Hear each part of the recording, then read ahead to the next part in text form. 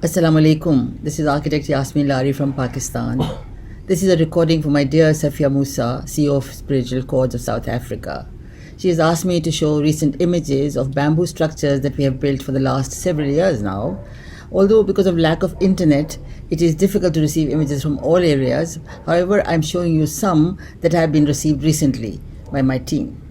The floods have been unprecedented, as you all know. Some images will show you the extent of damage where many pakka burnt brick structures have been washed away. They've just gone. Of course, all the ones that are with mud brick, they are all finished. They've all been destroyed. Today, 33 million people, or at least 4 or 5 million households, are shelterless today. That is the extent of the damage that has been caused.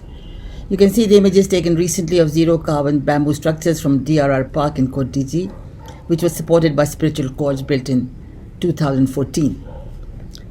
Here we built several single and double-story structures, although they have got damaged, but even double-story structures are standing. Nothing has collapsed. That means there's no danger to lives. I mean, that's the most important thing, is how do you save lives? Some other structures and pictures will show the log one-room houses built in Tandwala Yar in 2018. You will see that although they have been damaged, but these can be easily repaired. There's no problem in that. Then the one-room log bamboo houses in Makhli, built in 2018 also, are submerged in flood water. They've been standing within flood waters, but they're okay. They're standing. There's no damage to them. And they will again be easily repaired after the flood waters recede.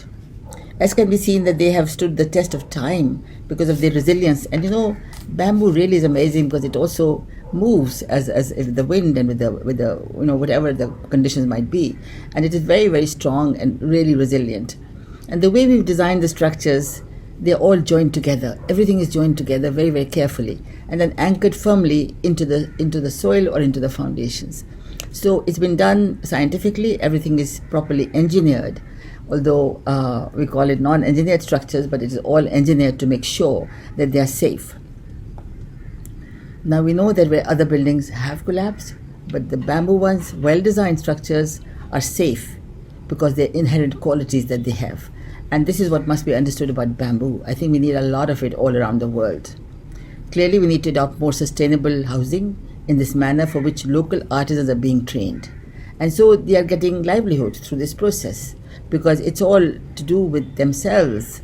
And it is important that we should enable people to build themselves, in order that the units are low cost, and any funding that is available will allow greater numbers of houses to be built. This must be done in that way.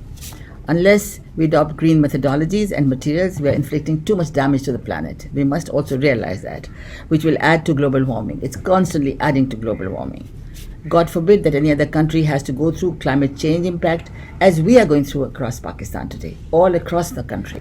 If any of you intend to contribute to housing the shelterless millions that we have today, my plea would be to please favor sustainable materials over other industrialized and factory-made materials that are commonly used, such as cement and steel, that are responsible for 40% of the greenhouse gas emissions.